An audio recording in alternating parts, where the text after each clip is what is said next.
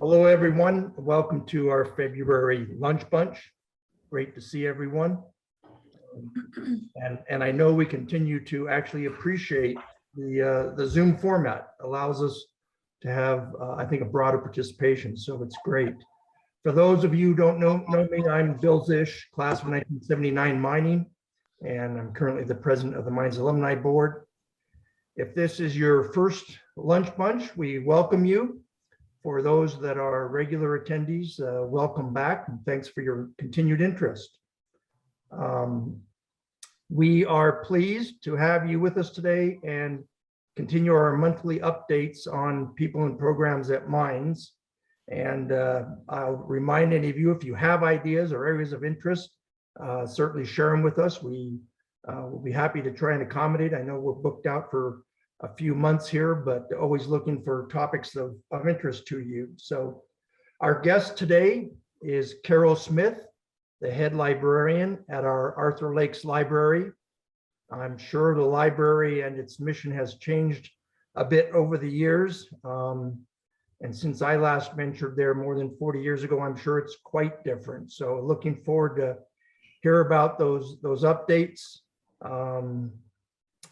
Before Carol speaks, a few reminders. Any questions that you have submitted in your RSVP, we've already shared with Carol. If you think of a question during the program, please use our chat function, and we'll keep an eye on that. As Ruth mentioned, all of our Lunch Bunch programs are recorded and can be accessed in the Lunch Bunch page of the alumni website at wearemines.edu. So if you missed one, want to listen again or share it with somebody, you can do that. The last item I had before we got going, and I'm checking, Ruth, we don't have everyone on board yet, is that right? We do not. In fact, the person to whom you are referring, I don't see with us yet. So I will keep an eye, and if we need to pause for just a moment, we can do that. So yeah, or remind me at the end of the program, and we'll take care of it. We'll take care of things then. So okay. Other than that, again, we welcome Carol Smith and look forward to your discussion today. Thanks, Carol. Okay, well, great. I'm going to go ahead and share my screen. Give me just a moment here. Get this going. Can everybody see the screen okay?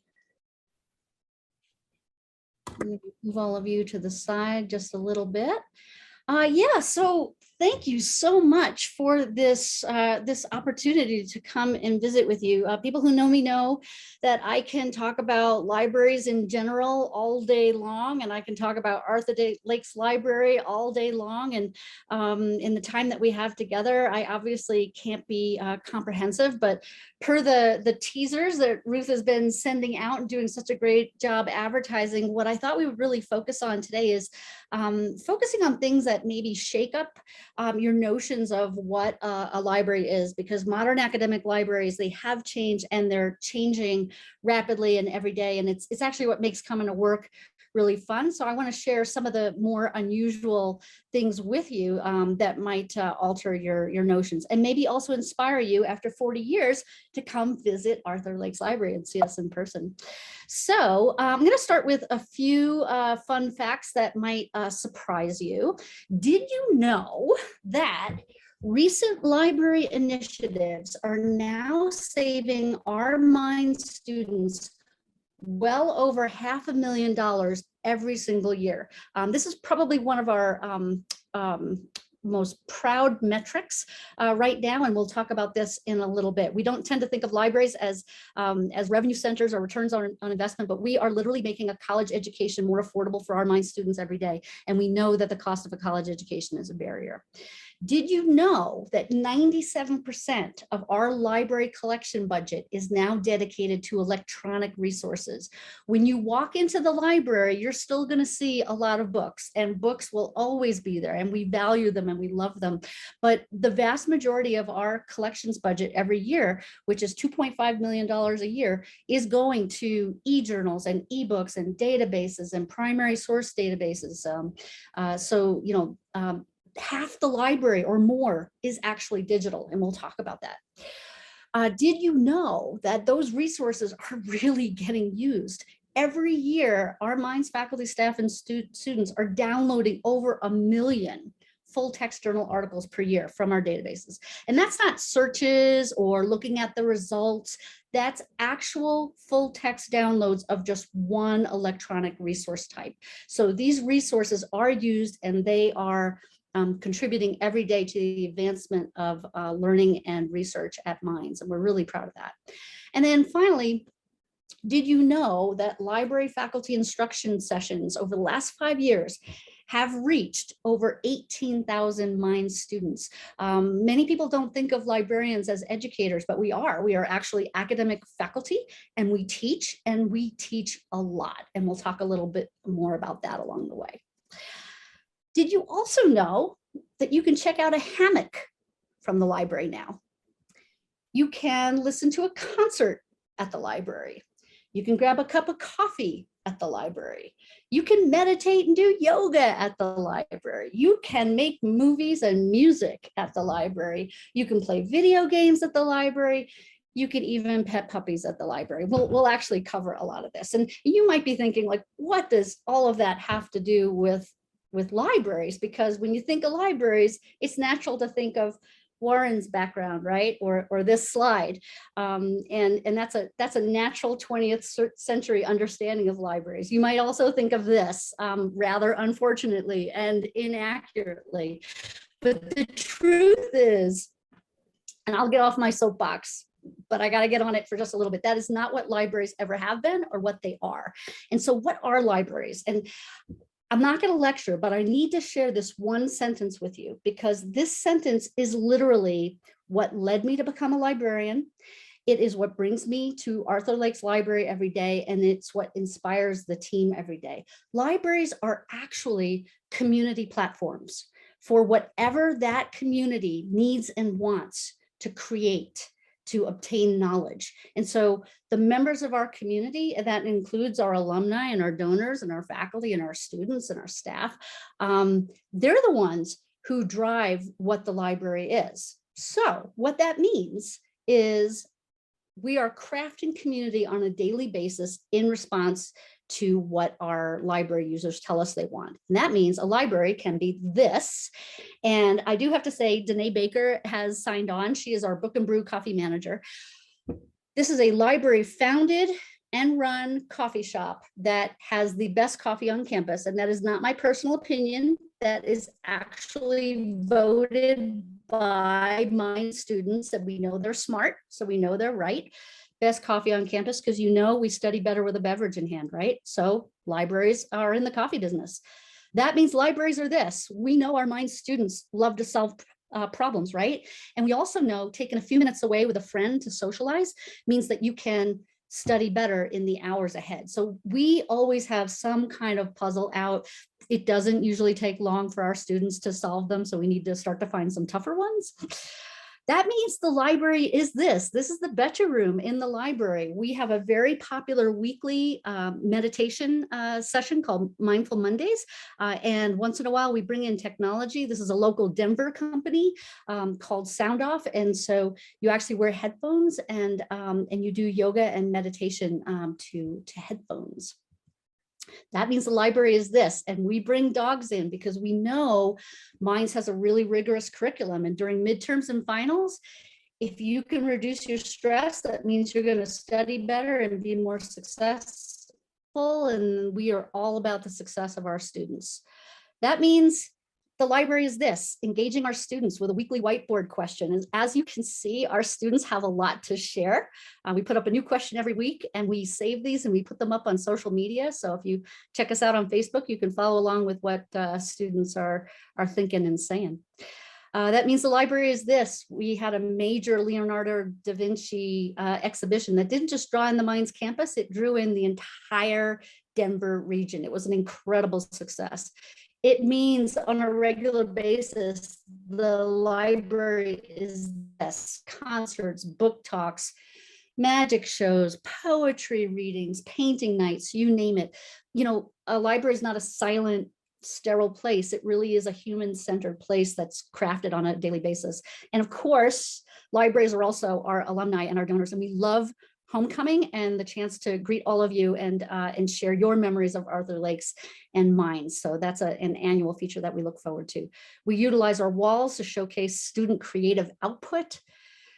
This is our latest initiative that I do have to share with you. You know, we have a lot of faculty who are parents and use the library. We have students who are parents and use the library. So we now have busy bags, and you can come into the library and grab these. You don't even need to check them out. They're age appropriate. You can grab a bag, go find a study room, and that immediately becomes a family-friendly study room for you and your children while you study. So this is one of our latest initiatives to make the Arthur Lakes Library welcoming to all. So there's always something happening. That's what I mean when I say libraries are community platforms. And this is what makes me go home and feel really good about my day. And it's really important. There's no way I can mention all of them, so I'm going to try not to mention most of them. But this happens because of the fellow members of the community who are librarians. They're the ones who make this happen every day. They're an amazing, talented bunch. Everything I'm going to show you is because of them.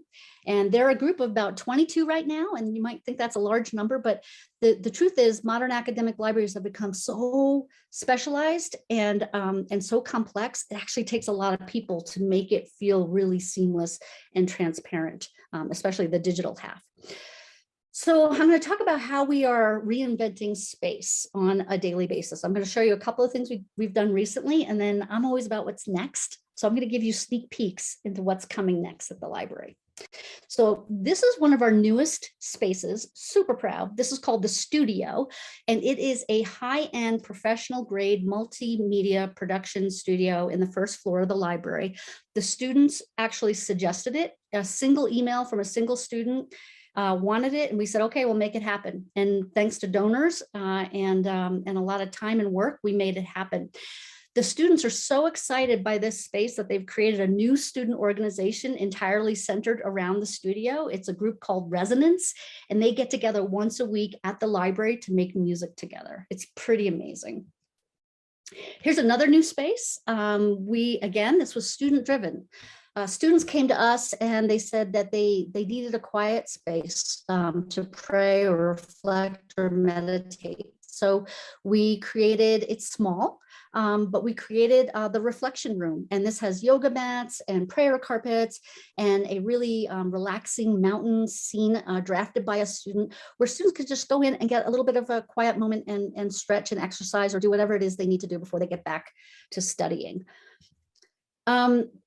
This is not a new picture. This is, I don't know, Chris Theory is on, maybe this is from the early 80s. I don't know, maybe one of you is in this picture, or maybe you know someone in this picture, but I'm showing it because this is the circulation desk when you first walk in Arthur Lakes Library. It might look familiar to you. And I'm showing it because it doesn't really look a whole lot different right now. It still looks very much like a bank teller's window, where there's this barrier, this long desk between the librarians and the users who are asking questions. And we really are planning to shake this up. So I'm going to give you some sneak peeks into what is coming this summer.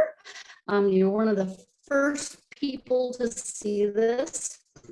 We are going to completely revamp the welcome area to be more accessible, more inviting. It brings users into the space where librarians and visitors becomes more of a partnership versus having a barrier. If you look over to the left, there's going to be a welcome touchscreen kiosk.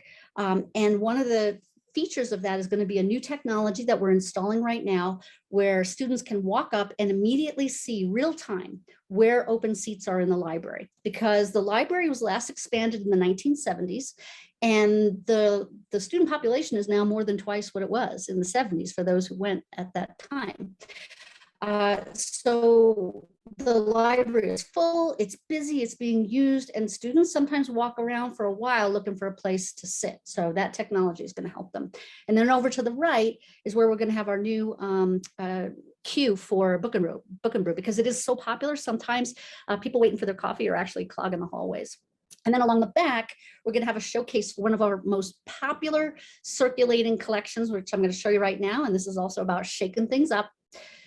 and that is our Gadgets to Go collection. So one of our highest circulating collections is not books, it's not journals, it's hammocks, it's guitars, it's puzzles, it's thermal imaging cameras, it's tools, it's whatever our students come to us and tell us they don't have money for. GoPro cameras for their skiing weekends, you name it.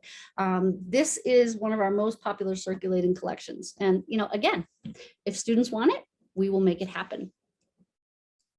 And please jump in if anything like intrigues you, you got a question, I can take a pause and address it. Okay, this is a true sneak peek because the library team hasn't even seen this. But we are also this summer going to be bringing a whole lot of new furniture into spaces in the library. A lot of our furniture is decades old and it's time to shake things up. So we've been meeting with our architects and our furniture folk and creating interesting layouts with fun, modern, comfy, colorful furniture that supports both individual study and collaborative study. Because, you know, we know that the Minds curriculum is very geared toward team-oriented tasks. That is one of the skills that is most valued in our students. And so when you visit Arthur Lakes, it's not really a quiet library. Students are working in teams, they're working in groups. And this is one of our newer spaces created to support that teamwork. And most of the time, you're going to find students actively using it. And then, really big picture, and I need everyone to go like this and think positive thoughts. We do recognize the library is due for a full renovation. In 2018, we put together a plan for a top to bottom full renovation. We put it in with the state of Colorado. It's been in for 4 years. I am being told that things are looking pretty darn good this year. We'll know for sure in April, and you never know.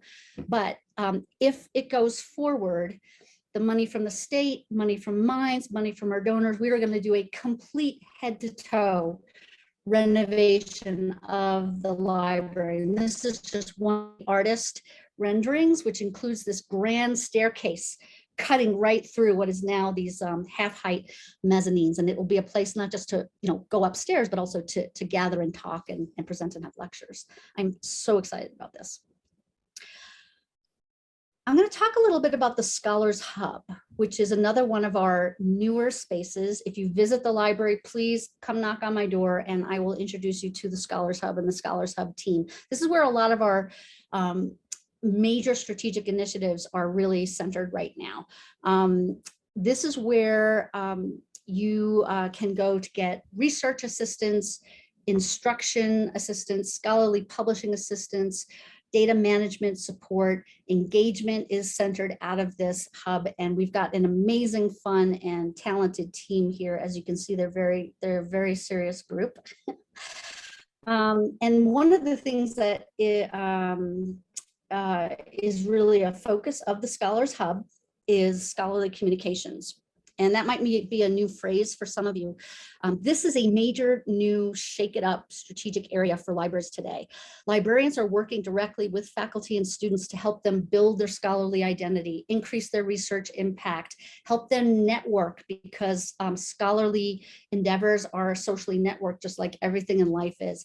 Help them navigate really complex copyright and digital rights management, citation management, really the publishing life cycle, the research life cycle from start to finish. We hold a lot of workshops and consultations there. Also, any faculty member or grad student who has a federal grant has to develop a research data management plan. This is a federal requirement, and it's the librarians who are leading those. So faculty come all the time for research data management consultation. So this is an entirely new area for librarians. It's an increasing specialization. It's always a hub of activity there. Lots of stuff going on. Chris Theory is on the line, and that's him leading a session in the Scholars Hub. So lots of new spaces for you to see if you haven't been in there for a while. And I want to talk about just a few really important initiatives coming out of the Scholars Hub that are leading not just the library forward, but all of Minds. One of the most important ones that I alluded to in one of those facts at the top is Open Educational Resources, or OER. OER in a nutshell are curricular materials that are open and free. And we all know that the cost of textbooks is high and getting higher every year, and it is a real barrier, financial barrier for our students. So for over the last several years, we have been applying for and receiving grants from the state of Colorado, CDHE. They total one-time funds, $151,000. The provost office has supplemented that as well. So with about $161,000 in one-time funds, we have been providing incentive grants to faculty across Mines to create open learning resources to replace traditional textbooks. And we have counted, and across all courses and sections and students, this is now saving our students approximately $621,000 per year in textbook costs. And we are just getting started. I have to say, this is a metric I'm incredibly proud of, because it is really making a difference in the success of our students. They can focus on the things that are important. We're also focusing on completely changing the traditional publishing model, which has also gotten very expensive. And so with support from academic affairs, thanks to the provost, he's provided the library with innovation funds. And we are now providing grants to faculty to publish their peer-reviewed research in open access journals as opposed to traditional journals. And doing so usually involves some author processing charges. So we are funding those through grants. And in this first year alone, we have 14 different faculty member at Mines who have been able to publish in open access journals thanks to this support. And we anticipate the increase in years to come. And again, this is about the library contributing to a more open learning and research environment and lowering the cost of education. Our librarians are also developing courses for faculty and teaching them, not just at Mines, but across the entire state of Colorado, in how to create a more inclusive classroom. They taught 2 cohorts last year and are probably planning some for the future as well. So lots of amazing things coming out of Scholars Hub, super proud. And we teach, I mentioned, we teach a lot. This is Brianna, our teaching and learning librarian, and she leads a whole team of librarians. Just 2 weeks ago, her team led 111 different small group sections of Mines students in Design 1 on research consultations for their design projects. And I think we reached 550 students. So they were really, really busy for about a week, and now they're taking a breather. So our librarians teach, and they hit these really busy times a year where it's all hands on deck, and I'm so proud of them. Now I'm going to jump globally. We were talking before we started about how, a lot of Mines at 150 initiatives are taking a global perspective. The world is getting smaller and Mines needs to be participating in it. As a community platform, librarians need to go where Mines is going. And so librarians have been globetrotting. I'm going to take you on a quick whirlwind tour of where we've been. So 2018, we hosted the library director of China University of Mining and Technology from Suzhou, China. He's second from left for 3 days. And we took him up to Edgar Mine, as you can see. That turned into an invitation to visit them in China. And so a delegation of 8 librarians went to CUMT in Suzhou, China. Take a look at that banner across the top. I was overwhelmed by it. But we spent a week. We became sister libraries, and we spent a week exchanging knowledge with each other about how academic librarianship is changing on a global basis. And we learned a lot. There's the group. There's the group saying hi. I think that's me delivering a keynote. There's Brianna and Emily teaching about information literacy standards in higher education in the US.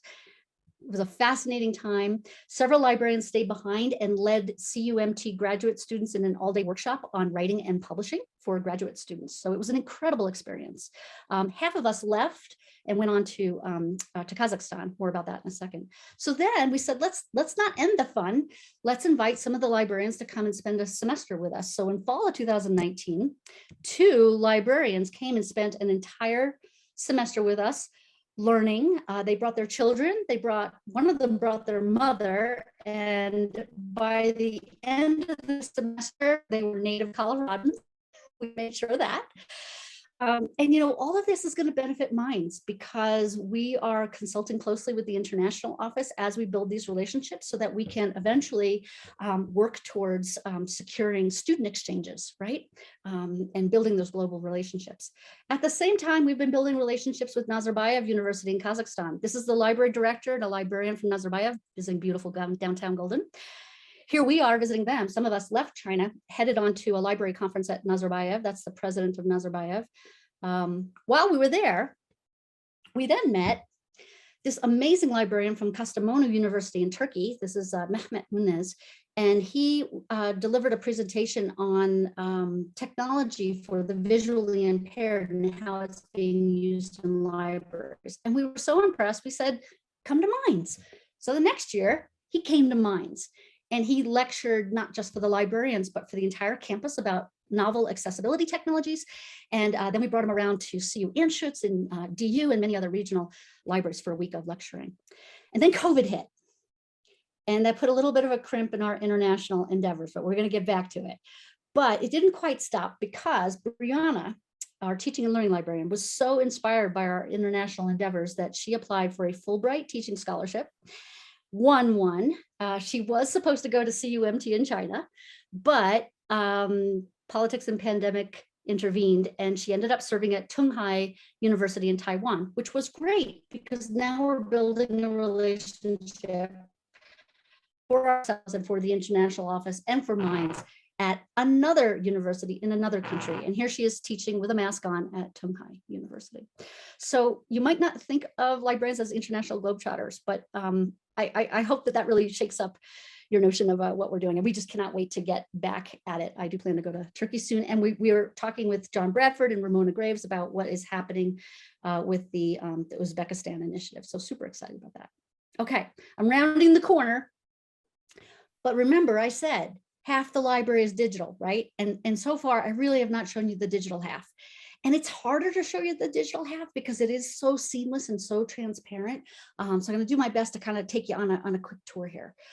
First, this is the library website, library.minds.edu, where you can literally access half the library at your fingertips. That's why so many people say they never visit the library. And I'm like, are you sure? You're actually doing it via your keyboard every day. This is what our website looked like in 2017, about 5 years ago. It was pretty text heavy and maybe some more limited functionality.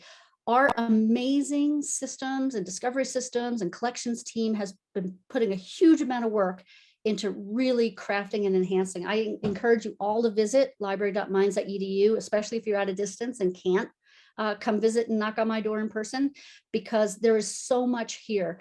It's not just the look and feel of the website that has changed. It is fully accessible, compliant with international standards.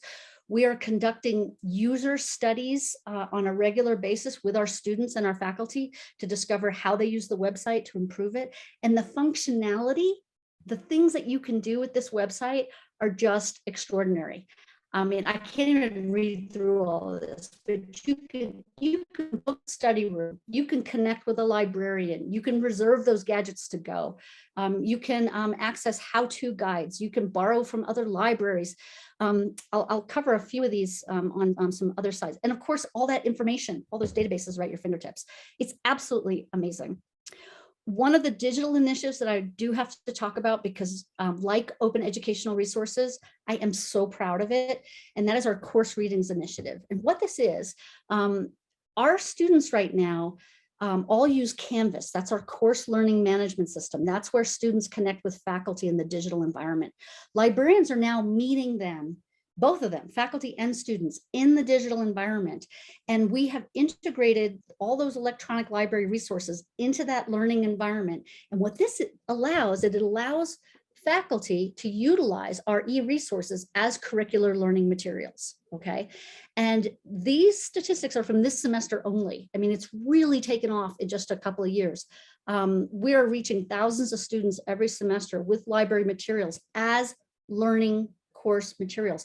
It's harder to calculate how that is saving money for our students, but we know in many cases this also is replacing textbooks. And so saving our students money, connecting them with library resources. It's not just for homework assignments or research papers anymore. It's right, or research, it's in the classroom. So proud, lots of people and lots of work and effort behind it. Some of them are on the call today, and thank you for what you've been doing. And then finally, if you haven't visited our digital repository, I really encourage you to do so. We're putting a lot of effort into our repository, getting ready for the Minds at 150 celebrations. This is a platform, a digital platform where you can go to access alumni theses and dissertations. Your thesis or dissertation is probably in there and accessible to the world, like literally accessible to the world, which is incredible. But we've also been actively digitizing the library's substantial, distinctive, one-of-a-kind collections, things that there's only one in the world, and we have it in our special collections and archives. By digitizing it, it's accessible to the world, and then hopefully inspire someone to come and visit the special collections in person. And you can also access faculty research publications, conference proceedings, video. There's so much in here, and we keep adding to it every day. And this again is the work of many, many librarians working together. This is just one of many distinct, one-of-a-kind historical items that's digitized and available in the repository. It's so much fun to check out what's being added there every day, and it's available to anybody. So I really encourage you to look at it. So yeah, I could keep on going, but I'm going to stop. These are some of my favorite images, because when a student says, I love my Minds library because it makes me feel at home, that's when I know we're doing our job, because we're building community and they feel it. They feel like they're a member of the community. So people build it every day, and I'm really proud of my library team, and I'm really appreciative of a chance to share all the awesome work that they're doing with you.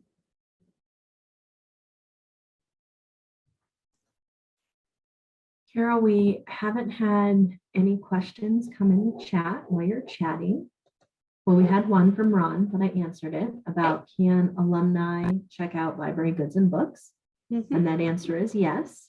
So you guys are not off limits to accessing all the things that Carol has talked about. Yeah, I mean, I will say, and we're always working on things, and we've actually got a brand new head of collections who's working on a really exciting idea she implemented elsewhere. You can come in and check out books.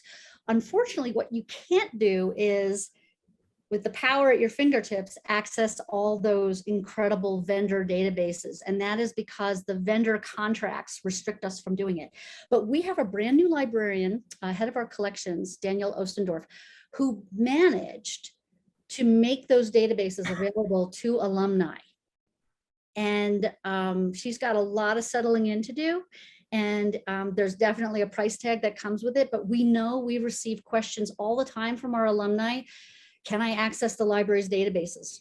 And maybe in a few years, if we work at it, we can make that happen.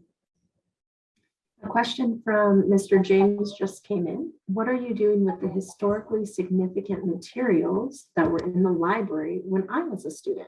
Yeah.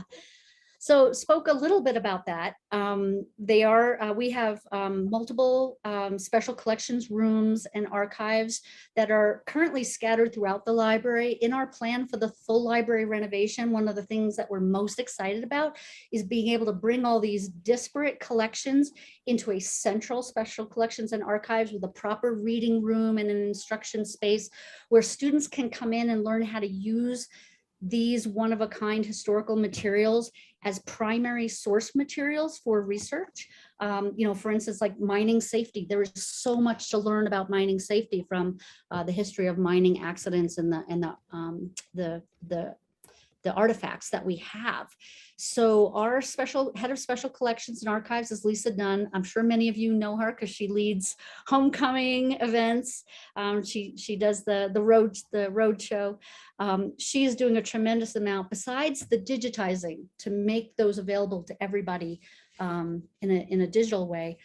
She is really doing tremendous amounts to build those collections and showcase them. Because I'll tell you one of the big things that's happening with academic libraries is we can't own all the information anymore, right? That 20th century model is hopeless. There's so much information. And increasingly, we don't own that information anyway. We're actually leasing it from vendors. What makes a library distinctive is no longer how many books we have, the size of our collection. It actually is the distinctive items that we hold that nobody else has. And so we're putting a lot of energy and focus into that. And, you know, all of you, you might have something distinctive and special and one of a kind related to the history of mines as we get ready for Mines at 150. If you want to share that with the world, Lisa Dunn or me, you know, reach out. And we'd love to share those special items with the world. We have two questions from both of the Dans on the call. So one was, does the library still have the gold collection near the entryway? And that is no, we returned it to the museum where we were borrowing it from. And the other Dan asked, when will the library look like the scene behind you, Carol? Oh, I love both questions. So, so first, let me reference the gold collection in the museum. No, it is now in the museum. But what I'd love to tell you, and many of you may have been on Renata Laffler's talk last fall talking about the museum. The library and the museum is a unified department. So the library and museum are not two separate things. We are one and the same, and we actually do a lot of collaborative projects together. It is literally a marriage made in heaven. You know, if you go back into the 1900s, libraries and archives and museums were really one and the same. And it was in the 20th century where these things started to break apart and we developed our own dialects. And what's really fascinating is that in the digital age, they're coming back together. So it's a beautiful marriage. It's like Reese's peanut butter and chocolate, right? The library and museum's coming back together. So yeah, we moved it over, but it's still part of the same unit. And then when will the library look like this? So some of you who are on early may have heard the image behind me is Hunt Library. This is a real library in Raleigh, North Carolina. It is a $144 million showcase for modern academic libraries. It is a destination for crazy passionate librarians like myself to make the trip and see all the incredible technology and how they are taking things forward. So if the state funds our renovation, maybe 4 or 5 years from now, it might look something like this. But I will tell you, some of the ideas that I showed you today, like the multimedia production studio, was 100% stolen from the library behind me. Good artists borrow, great artists steal. I love it. I love it. Yeah. Yeah, you can use that backdrop. I'll share it.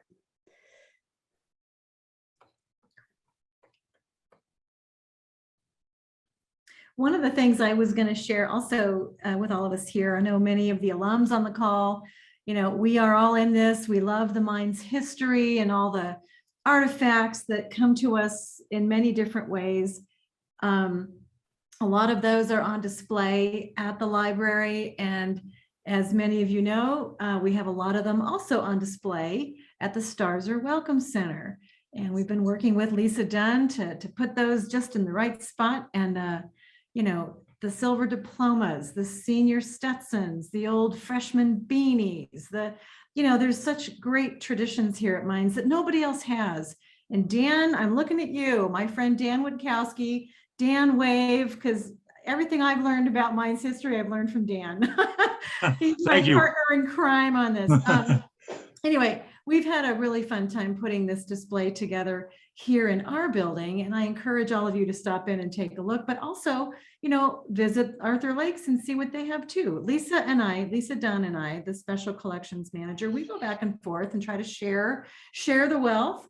And maybe someday in our library of dreams, or maybe in another building altogether that is yet to be built, we will have kind of a Mines history museum, because boy, I'll tell you, a prospective student coming here, or a parent, or an alum, or a donor, or whoever you are, they love it.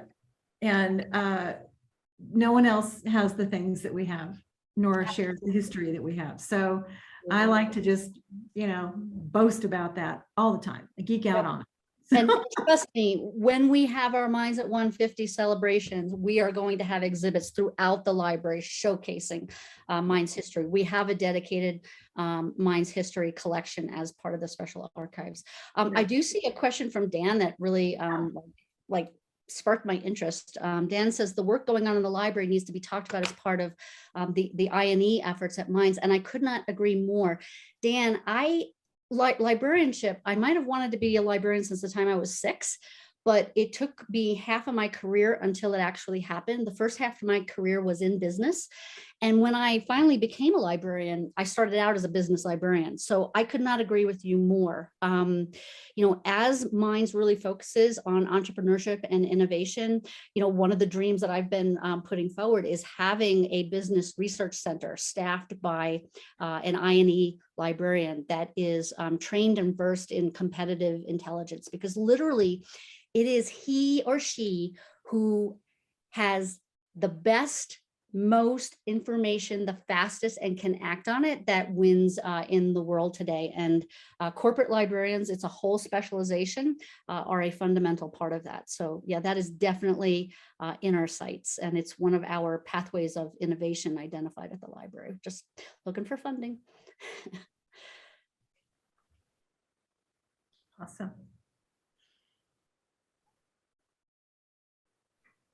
Any other questions for Carol?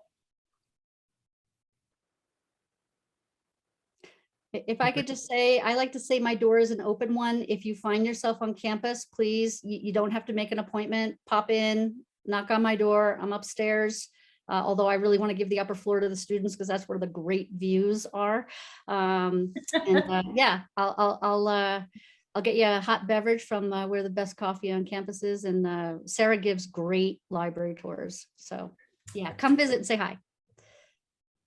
Carol, thank you very much. It's really helpful. And personally, as I'm doing some research on the Global Energy Futures Initiative to really understand what you have available, I'm sure that a lot of us on the call were not aware of that. So it's actually quite helpful.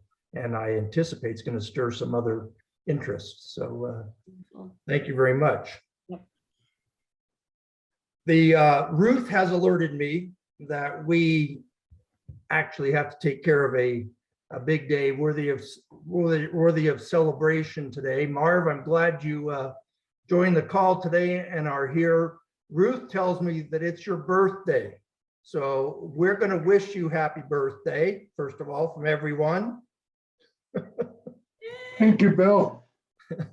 And Ruth, I don't know how you do it, whether you can lead us all. I don't know whether we got to turn on turn off our mutes or whatever, but Marv, we'd like to sing happy birthday to you. Ruth, if you We're going to do that. Okay, so everybody, let's unmute. Just click your unmute, and I guess I'll start things off and just give it a go here. Are you ready? Is everybody unmuted? All right, here we go.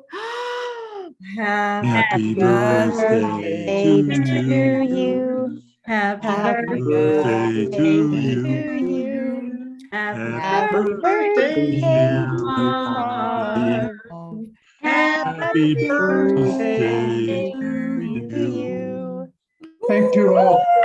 Woohoo! Happy birthday. Pretty good. Thank you. Coach, good to All have right, you on here. I well, don't know whether you're the first one to ever have a happy birthday sung over the Zoom call, but we did okay. Great to see you today. Thank you, Bill. Oh, golly. Oh, Marv, do you have anything that you'd like to share with the group today before we start to wrap things up? No, I don't, but the library has always been very exciting to me and very impressionable. I know as a student, I spent a lot of time in the library just seeking the quietness from my fraternity house, and a place to study. And there used to be all the rooms up on the top floor that were open that you could go in and have some privacy. It was wonderful. And I didn't do so good on the quizzes the next day, but it was always a great place to get caught up. So thank you. Delighted to hear it. I love those stories. Hey. As we start to wrap up, I just wanted to remind everyone, coming up next month on March 17th, St. Patty's Day, we are going to welcome Dr. Robert Braun, who oversees Mine's Advanced Energy Systems graduate program. So if you are available and interested in joining, we'd love to have you. I know a lot of you today are regulars, and we love that. So I may sound like a broken record when I say be sure to visit our website, which is www.weare.mines.edu. And if you click on events, you'll see the lunch bunch link. We've made a few little enhancements to it, so it's a lot more user-friendly these days. We'll still list all of our upcoming programs, but at the bottom, you will also see our archive has been organized by year. So instead of hunting and pecking and trying to find it, everything is right there at the bottom. You can click and see all of our previous programs listed in order by date. So anyway, come and visit us there and check back often, because we have speakers that we are adding all the time. So thank you for that. We hope to see you next month. And Bill, I'll turn it back to you for any final notes. Thanks, Ruth. And again, thank you all for joining and participating. And as we said, if there are topics that you're interested in, let us know and we will get them scheduled. Really appreciating, again, the opportunity to have more participants in our lunch bunch. And I very much appreciate Ruth and Andy Flynn's efforts on keeping these things rolling and current and of interest. So thank you all for joining. And Ruth, thank you for all that you do for us. Thanks. Thank you, Carol. This was wonderful. Anytime. Look Have a forward to great day, everybody, and go Ore Diggers.